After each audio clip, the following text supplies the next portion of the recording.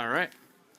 Good afternoon, everyone. Thank you for joining us. I think that previous talk was a good entree into what our conversation is about, which is, we've had this period of rapid innovation over the last year, though NFTs have been around much longer. And now it's time to take stock of what's going on and how do we build for the long term.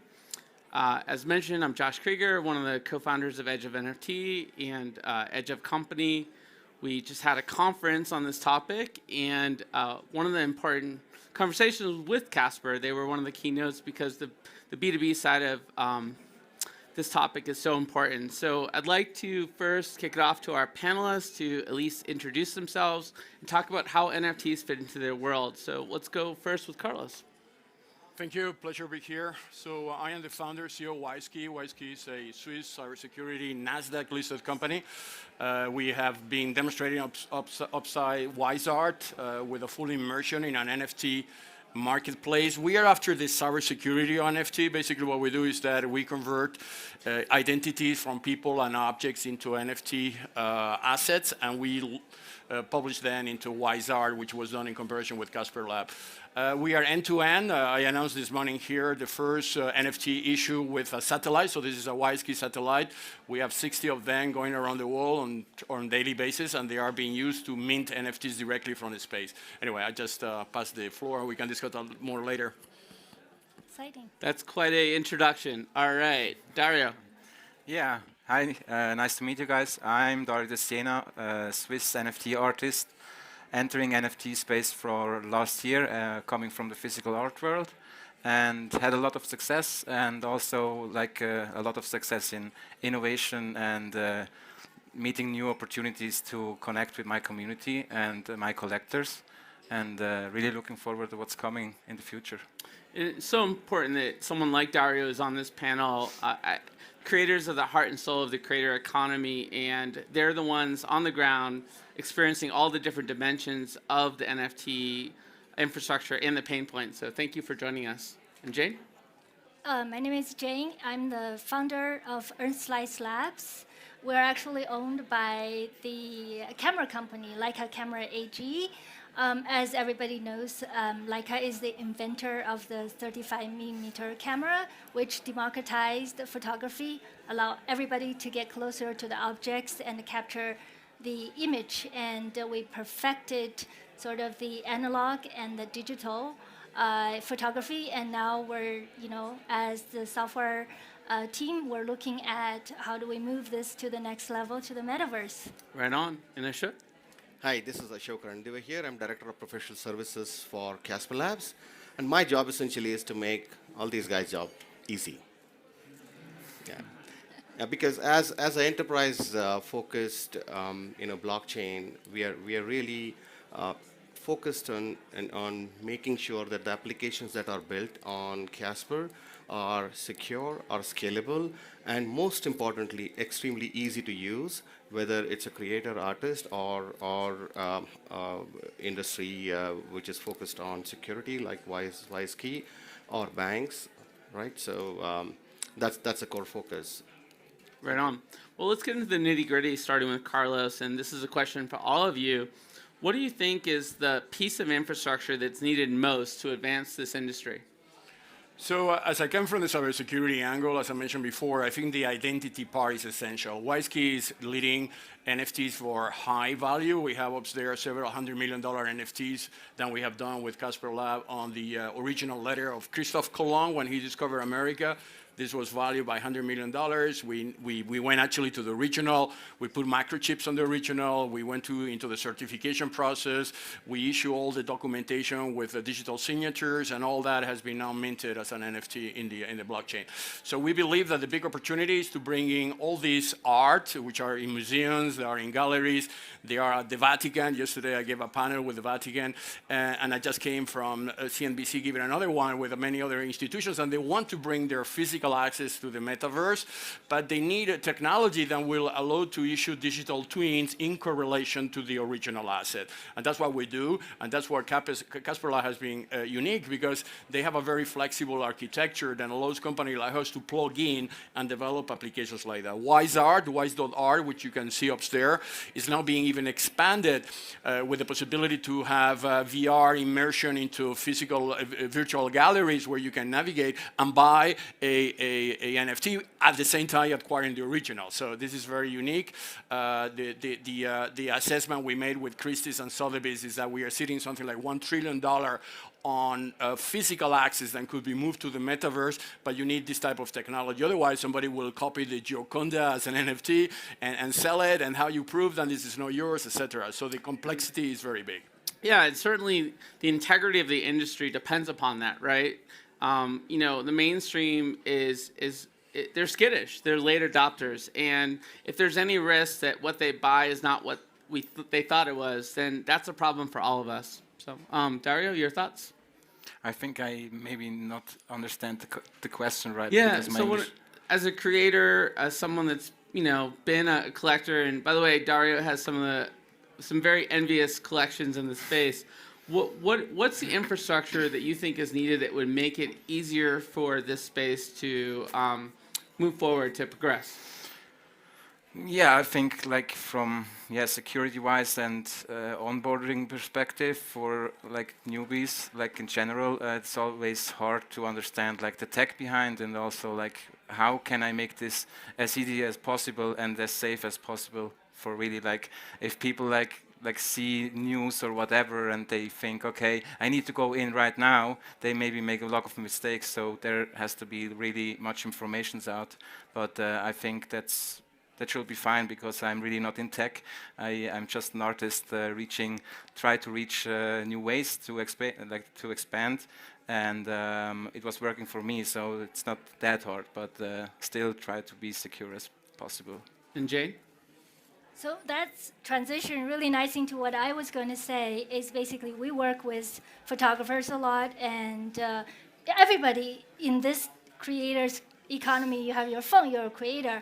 So what we're looking at is the attributes of NFTs and the blockchains. How do you create tools to fit into the creator's workflow to allow them to create, to protect, and authenticate their IP, as well as distributing their IP and be able to participate on the appreciation of their IPs. So this entire process will require tools to be there to work with them. But at the same time, that tool cannot be just a techies tool, or because they're not technologists. Most of them are users, and they may not be that sophisticated of knowing how to use these different commands. So we have to bring that down to their level and be able to fit that into their workflow. So Yeah, that's so what we're looking at.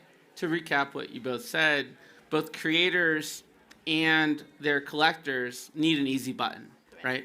And they need to know there's trust and security involved, and they don't have to worry about it. They can just do what they want to do, which is to create art and buy art. Yeah, I think before I address your question as to what is required, I would like to kind of point out why do we need NFTs, right? What is the importance of NFTs? So the core value of NFT is it's the bridge between the real world and the digital world. That's the vehicle by which you are getting real world assets, whatever it is, onto blockchain or a place where it can be now transacted, traded, right? If that's the importance. What it brings with it is a responsibility that the assets could be extremely high value, as Carlos was saying, or it could be extremely high risk. It could be your personal identity, right? And it's important for technology provider to understand why NFTs are there and what's their value proposition and what is it that they are opening up as a new world for us. Once we understand that, the life cycle of NFT is you create it. So as the creators here are kind of mentioning that creation in itself has to be easy. So there need to be tools. The technology should be almost invisible to the creators, right? And by creators here, I'm not only saying creators in terms of painters or artists. I'm also saying institutions like financial institutions and banks, they need a financial analyst doesn't need to know how an NFT of a particular mortgage needs to be created. It should be seamless, right? So creation is one aspect. So infrastructure should provide how to create. Once you create it, you need to use it. That means you should be able to trade it. You should be able to collateralize it, tokenize it, license it. Maybe you need to update metadata. For example, the NFT that marketplace that we have created for whiskey barrels, MetaCask, needs to update the conditions of the cask on a regular basis, right? Because the cask is stored for years, and it's important value addition to the cask when the data is updated. So I should be able to provide the technology which enables that infrastructure. So NFT should be, you should be able to create it, you should be able to use it, you should be able to store it safely. So you need an infrastructure that provides secure storage. And we are working with Seal Storage to be able to provide you a very secure storage environment. And of course, at the end of it, end of life cycle management. What do you do when a cask of whiskey is bottled? How do you really capture that moment in your NFT lifecycle? So as a technology provider, we need to be able to take care of all of this in a way that our users don't even come to know that we are doing all this. Right on. Yeah, and I think this, with mainstream adoption, comes expanding the definition of creator, right? You can literally think of like someone building whiskey casks as a creator if they're the one that's minting that NFT when that cask is moving from one point to another. So these aren't folks that are necessarily adept at this stuff at all. I mean, in these early adopters that came in this year are just the beginning of what needs the definition of creator and the stakeholders, and we'll go into that a little bit more. But in terms of the real world assets, Carlos, it's a massive opportunity, right? And with that comes a lot of challenges. Could you elaborate a little bit more on what those challenges are that keep you up at night that you're trying to solve? So we started in 2020 with the first NFT, which was actually a Swiss watch. That was a world first. We actually took a very expensive, unique Swiss watch. We created the NFT, and we basically demonstrated how you could move from the original asset to the NFT asset. But then we started to enter into all the complexity. If I buy the NFT, what is my rights? Can I use it for everything? Can I do a T-shirt of the watch because I have a smart contract and says I can? So actually, my major problem, which is still the problem, is to regulate what you can do with an NFT. Because WISeKey has already 1 million Swiss watches already with microchips and authentication provided by WISeKey for many years. This industry wants to move to the Metaverse, and they want actually to use the watch as the key of your Metaverse assets. But they want to be sure that if they issue an NFT, that NFT is unique and can be traced back again to the original. So I think there is a lot of fraud on the NFT world now. You see what happened with OpenSea, people being hacking the site. I think we rushed too fast into this. I think we need to think first into the consequences of moving into the Metaverse. I think we have to also be able to move as an authenticated user versus an anonymous user on the Metaverse. Up there, you have a demonstration that you can go into a virtual reality Metaverse environment with your digital identity, and then you will see the difference between authenticated versus not being authenticated on the Metaverse. What can you do being authenticated and not authenticated? So once we solve those problems, maybe we can sleep better at night. But for the moment, they're there. Right on. And Dario, we were bonding upstairs a little bit about the fact that we're both early ONI forest holders, and you've been on both sides as we talked about. And I'm really curious what your thoughts are on scalability and sustainability in this industry and what we have to do next. And maybe put some context around the projects that you've done and the lessons learned from the impressive projects that you've done and that you're working on, and what sort of what pain points you face in sort of the minting process and sustaining the community that you've created. Yeah, the tricky question. I think as I am an artist and really an emotional person, I think I'm not the best way to look at, because I make always everything different than others, try to go with my emotions and my flow and try to catch the moment. But like, yeah, there is always, when there is something new and there is a hype and people think they need to rush something. That's the FOMO thing of things that can crush many dreams, and also like people who are building things on this platform can get in a really hard way. Like it's really hard to build on something where there was like something wrong before, but we need to know that this is really new, and to build something new, we really need to make our failures, and we need to continue try to move on and solve these problems. And for me, as like my own like collections, I get more connected to my collectors, and I really understand more like what is value in my art, but also what is value in the long term if you hold that art, and if you like not only connect to the artist, like connect to the whole story and believe in this, and move on like like a brand itself. For me, that's like probably the hardest thing I learned, that you're not only a person who paints something, you're like really like you brand yourself with your art, and you try to push this as much as you can, and need to find the best ways to do that. So you're very modest, but can you tell folks a little bit more about Minds and how that came to be? Because it's a really interesting project. I think it's very relevant to this conversation. As you see, I always don't like to talk about my stuff. Minds is a project I launched last year. I entered the NFT space in early February, and Minds was a big success from like having a big collector base, and it was also like a hype. But for me, I learned just I just need to do my thing for a moment, when I realized the dream, and I realized where I like to go, that nothing else can stop me for a moment, and I really focus on that goal. And when I met this goal, and I realized, okay, there were some failures, I tried to move on in a better direction, with try to solve all these things which was happening with what I like to build, and Cool. Was there like one challenge, like one failure point that like you'd love to see like folks like this panel solve for you? It's really hard. Like solving problems is like one of the biggest things. I think, just try. If you don't have a lot of information, take the informations from others who are better in what they are doing. So that's also really helps, like to avoid mistakes. So I think the mind share component, the knowledge sharing component, is something that you're bringing up. And Jane, what about you?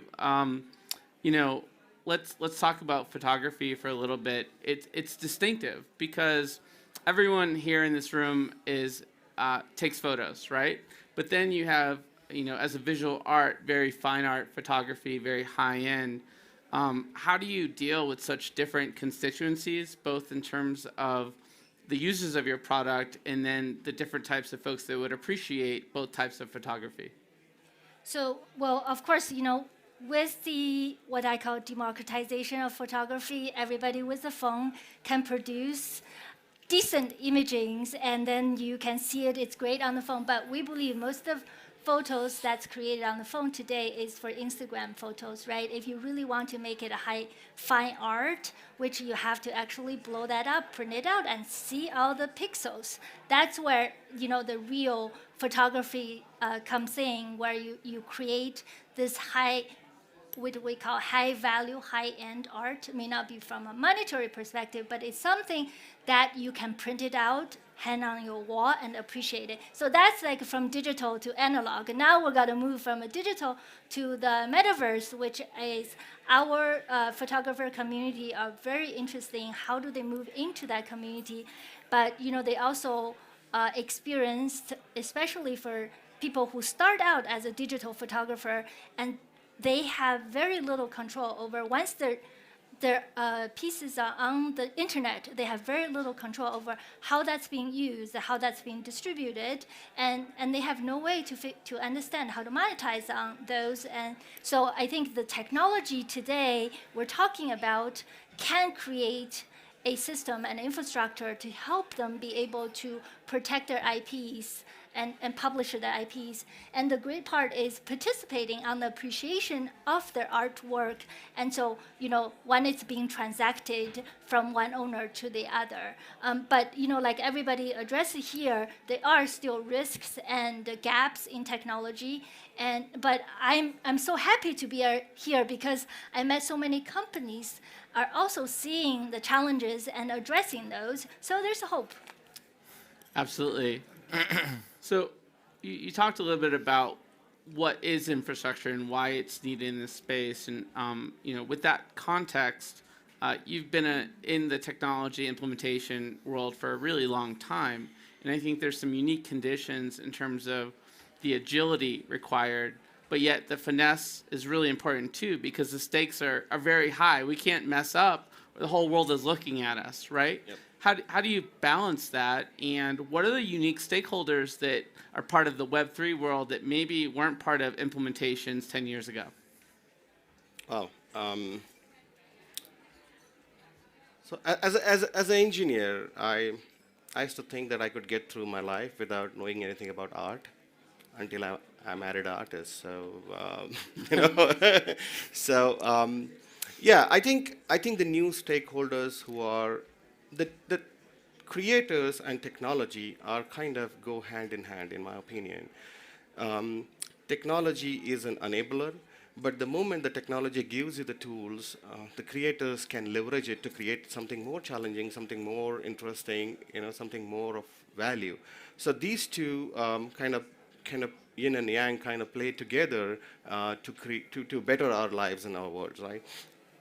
So when we as an infrastructure provider are looking at supporting creators, and particularly for a blockchain which prouds itself to be most secure, most enterprise ready, we have to make sure that the core technology is very, very strong. And I think the mainnet for Casper has been launched 1 year, 2 months back, and it's been going really strong without any problems.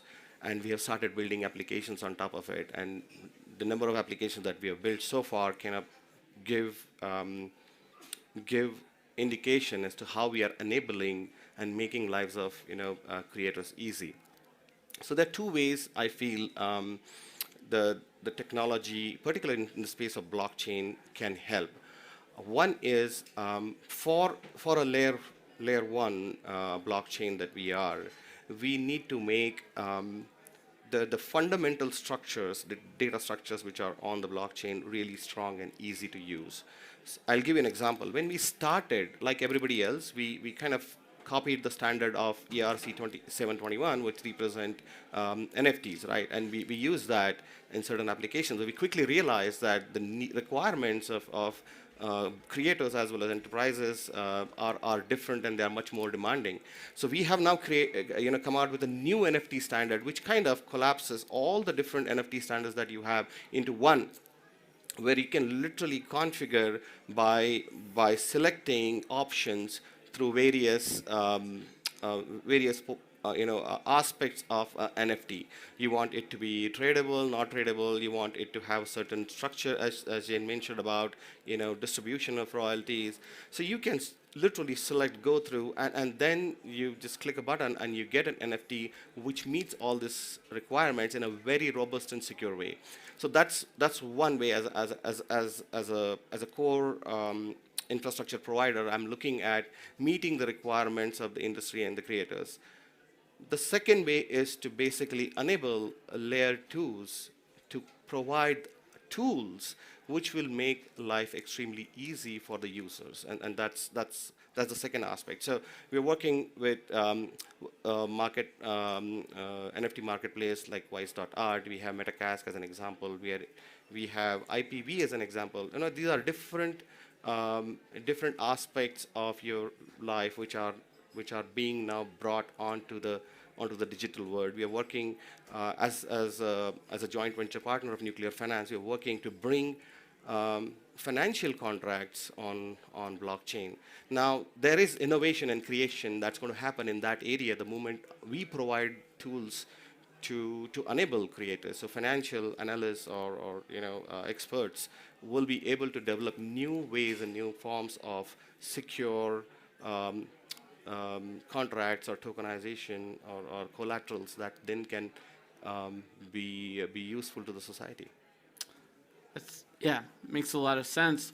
So to broaden the conversation a little bit more and just talk about innovation as a whole, I, for one, am overwhelmed by the abundance of converging technologies that are now available. We've had over 140 shows, and it's really amazing what's at our fingertips and how easily accessible and usable it is like never before when it comes to AI and machine learning and augmented reality and, of course, the metaverse and then gamification, right? There's a lot going on.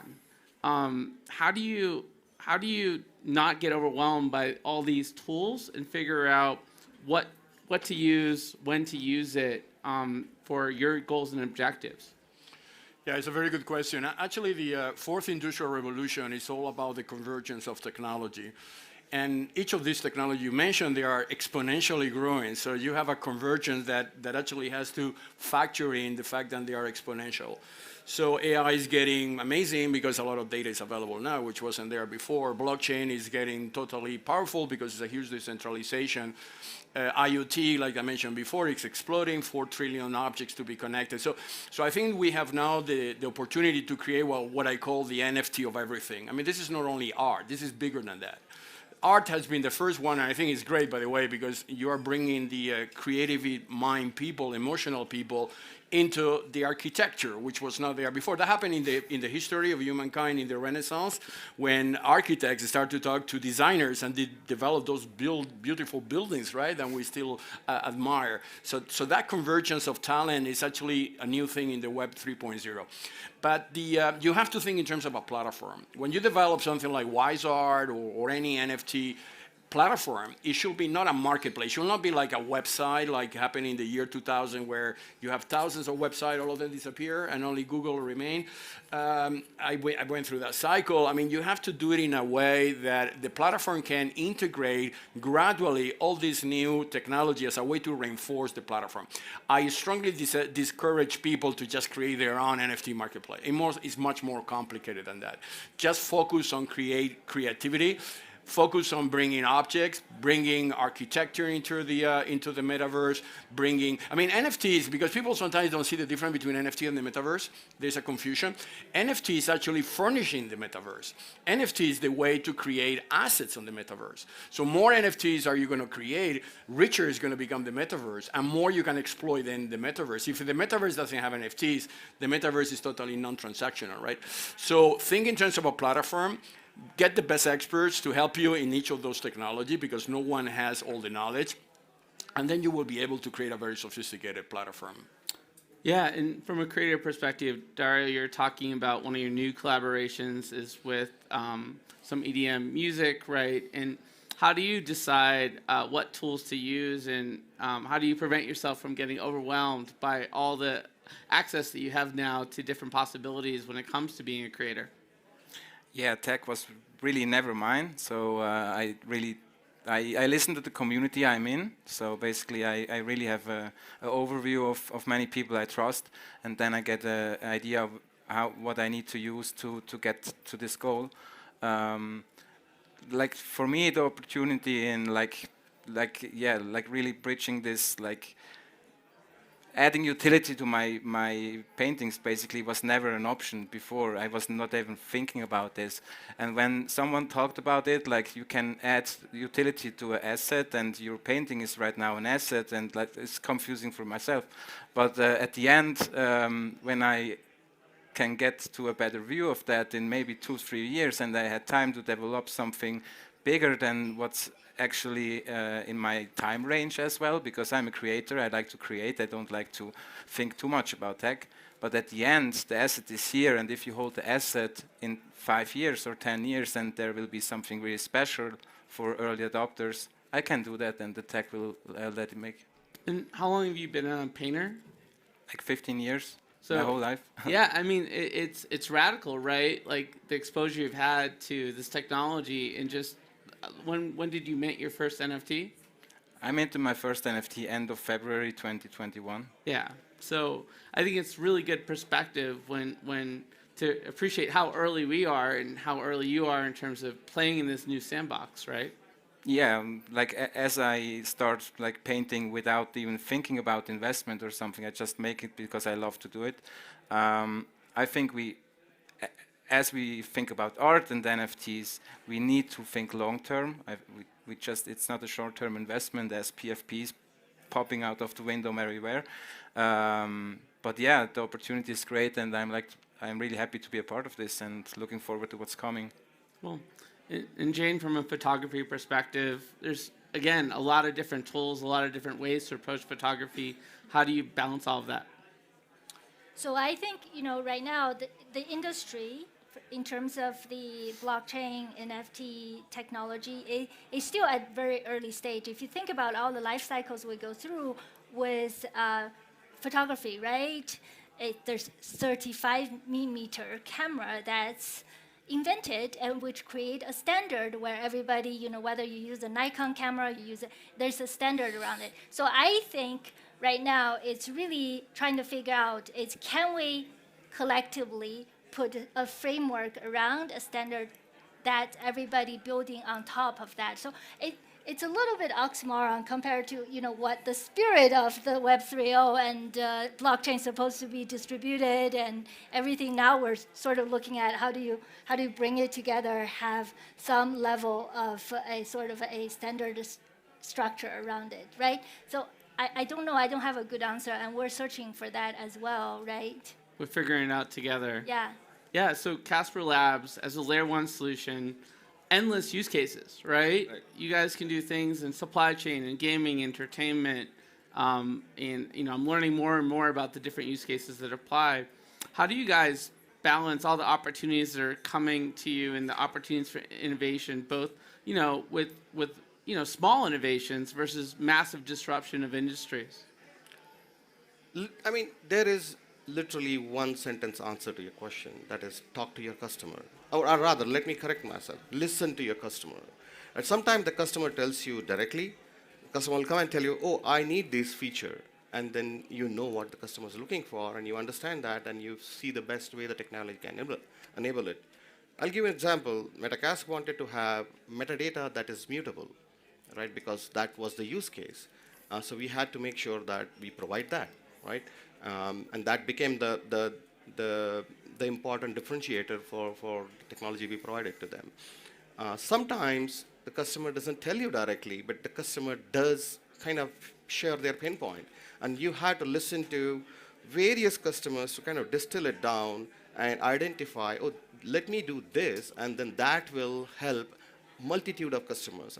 Again, I'll give you an example that when you talk about enterprises, they always said, oh, but I cannot do this on smart contract because my customers' needs are changing. I cannot do this on smart contract because the regulatory constraints might be different. Or maybe I have a new innovation, or maybe I have a competition that has come out with something. So I need a flexibility in implementing my smart contracts. So you distill it down and you realize that, oh yes, I need to provide upgradable smart contracts, right, which can be done seamlessly and smoothly. So I think the answer to your question is listen to your customer very, very carefully. And I think as Director of Professional Services, that's kind of my job. It never ends. You have to keep It never listening. ends. All right, so there's many of you here, but there's actually over 3,000 folks globally tuning in here. And Casper did a fun little audience engagement, and we do have a question that came in from the handle Frequent Chest 1862. Interesting name. I'm curious what that's all about. And this individual's question was, what's the coolest feature you'd like to be able to handle on an NFT contract? So if anyone wants to jump in there, I don't want to put anyone on the spot, but if you could wave a magic wand and create a feature in a contract, what would that be? Maybe this individual is looking to do some building on their own in the space. I will just relate to your identity and created an NFT avatar of your identity embedding into the contract, because then you have a relation between you and the contract. Sounds pretty cool to me. Any other thoughts? I mean, my suggestion would be the person who's asked the question should look up the new NFT standard which we have on the GitHub. I think that will probably answer his question. And they can build a lot with that standard. Absolutely. Or Dario, anything you'd love to be able to do with an NFT that like you dreamed of at one point? Yeah, I think something like kind of a Shopify for NFT platforms will be amazing. Like that, where there is everything based on templates, like where you can just drag and drop and move things around, and at the end you have your perfect, mostly perfect smart contract and can mint from your own side. So I moderated a panel yesterday with a company trying to do that called Wonkly. So someone check out WOONKLY. They're going for it. And I guess Mr. Pink is the new owner of Wonkly. So that was some news that dropped at Davos. Anything in the photography world that you're trying to dream up here, Jane? Minting at the source. So you fit it into the workflow at the beginning of the creation. Yeah, and you were talking about doing that in really important circumstances where the reliability of information matters, where maybe it's in a time of war or crisis, and getting that accuracy right there on the spot. Exactly, it's basically the grand truth, right? Geolocation. Yep. Who took the photo, where they took it. So did you check out the selfie NFT app that we have right up there? We'll do That's it. very close to what you're asking for. Yes, Very, exactly. very close. Yeah. Cool. Good. So Thank you. we're wrapping up. I'd love for all of you amazing folks to tell people how they can stay in touch with you and learn more about what you're doing in the space, and we'll end there. Thank you so much. So how can people find you? Are you on Twitter? Are you a LinkedIn guy? I'm on LinkedIn. That's probably I'm not antisocial, but I'm not very on the social media so often. I'm not on Facebook much. I open it once in 6 months. But my email is there, ashok@casperlabs.io. I'm on LinkedIn. You can reach out to me. And Jane? I am on the opposite end. I am on social network, and I'm on LinkedIn, I'm on Facebook, I'm on Instagram, I'm on Twitter, and just use my name and you can find me. I want to create an NFT that allows me to communicate with people in whatever their native language is, using my native language of social media. That would be amazing. Yeah. Yeah, for me, same, like social media all over the place, like Instagram, Facebook, Twitter, LinkedIn. I think Twitter is the best for me right now because I'm mostly on there. So Dario _ Siena in one row, and you will find me there. Yeah, same here. And we also have a party in the Hotel Europe at 7 o'clock tonight. And we're going to have an NFT party. A lot of big NFTs are going to be minted there. So you're all welcome. It's on the Europe Hotel just next door. Casper is going to be with us. And we're going to have a very interesting NFT session. I was at Hotel Europe yesterday. It's a lot of fun. So I think many of these folks take you up on that offer. Thank you all for your time, and thank you guys for being here. Yeah.